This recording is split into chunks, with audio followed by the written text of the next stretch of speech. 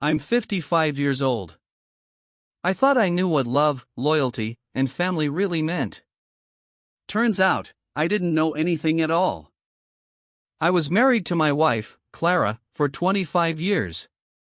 We raised 3 beautiful daughters together, 23, 20, and 17. We built a business, a home, a life that looked perfect from the outside. And maybe that's why the truth hit so hard. Because the truth didn't knock, it tore the door off its hinges. It all started with a message from a stranger. A woman. She said her fiancé had confessed to cheating with a colleague older than him. That colleague was my wife. At first, I thought it was a prank, or maybe someone's twisted revenge. But then she sent details. Dates. Hotel names. Names of co-workers who'd seen them together. Even the fact that my wife had invited that guy, a 21-year-old boy, into our home. When she mentioned the exact address of our house, I felt something cold and heavy settle in my chest. This wasn't gossip. This was real. For years, Clara and I looked solid. We never shouted.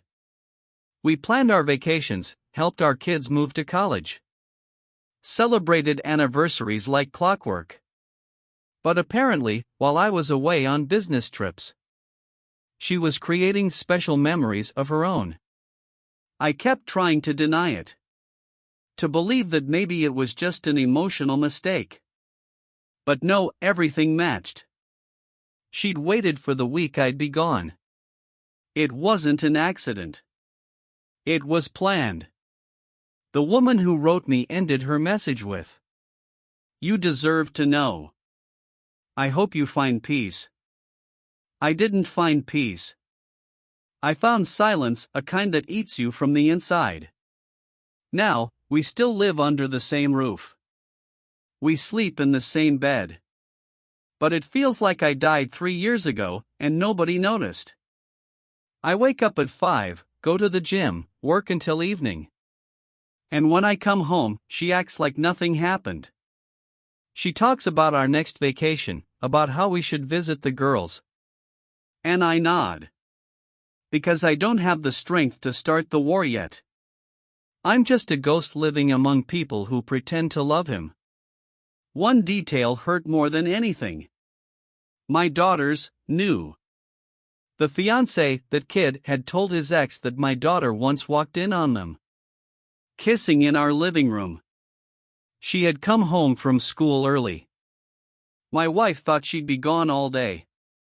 Apparently, my daughter froze. And my wife quickly convinced her it was just a mistake. A moment of weakness she'd never repeat. She begged her not to tell me, saying it would destroy the family. And my daughter agreed. And because my girls are close, I know she told her sisters too. And they all chose silence. That's the part that breaks me. Not the affair. Not even the lies. But the quietness. The everyday smiles. The birthdays. The family dinners where they all looked me in the eye and said, "I love you, Dad." For 3 years. 3 years. I paid for college, I helped them move apartments. I listened to their problems, while they protected their mother's secret. I used to think betrayal was something loud. Turns out, it's soft, polite, and it sits right next to you at dinner. A friend of mine, a woman who'd gone through a similar divorce, told me not to explode right away. She said, "Don't give her the drama she's expecting. Let her live in her lie until you're ready to end it." So I stayed calm. Talked to a lawyer. Separated finances. Planned every step quietly. She still doesn't know that I know everything. But she will. I avoided talking to them for weeks. I was afraid of what I might say. Anger doesn't make good sentences. But one weekend, I invited my youngest to lunch. I just asked, "Is there something you've been keeping from me?" She froze. Then started crying. And everything came out. She told me she'd walked in on her mom years ago. That her mother had begged her to keep it quiet. That she truly believed it was just one kiss. But even she didn't believe it anymore.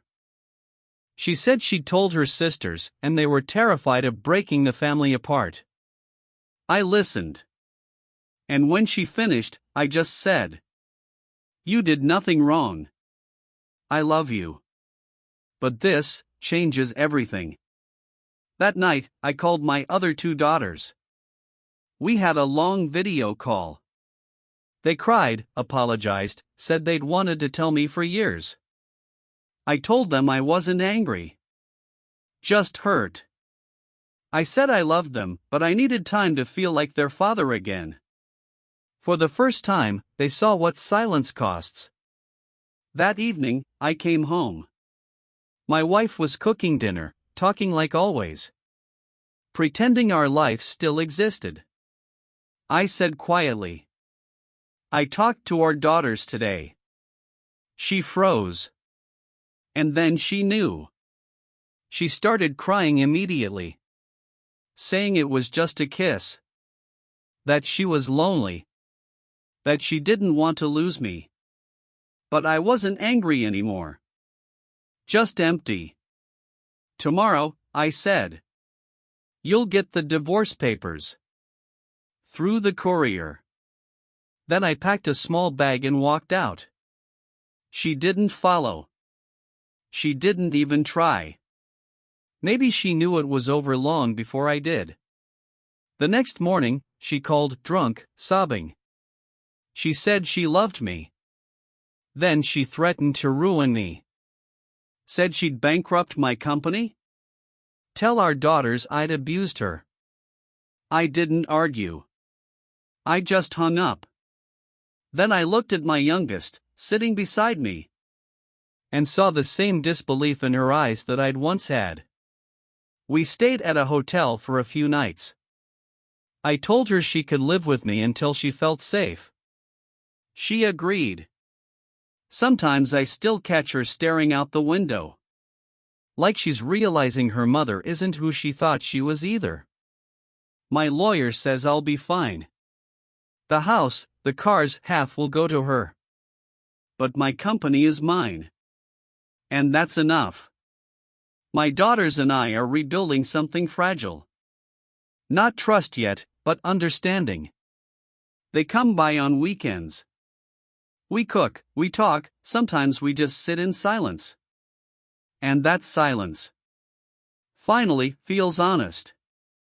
You spend a lifetime thinking betrayal means someone stops loving you.